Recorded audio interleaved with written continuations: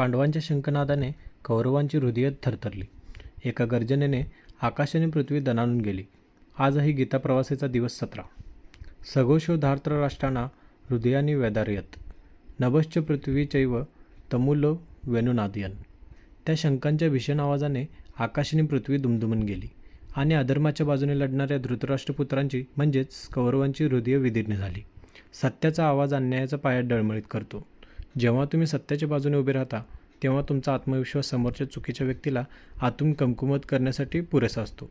घाबरून न जाता आपली गर्जना म्हणजेच आपले काम आणि शब्द इतके प्रभावी ठेवा की अधर्माचा पराभव तेथे सुरू झाला पाहिजे. शंखनाद झाला. आता प्रत्यक्ष युद्धाची वेळ आली आहे. अर्जुनाने हातामध्ये गांडीव धनुष्य घेतले आणि मग त्याने श्रीकृष्णांना काय विनंती केली जाणून घेऊया उद्याचे दिवस 18 मध्ये. पाहत रहा गीता प्रवास. जय श्रीकृष्ण.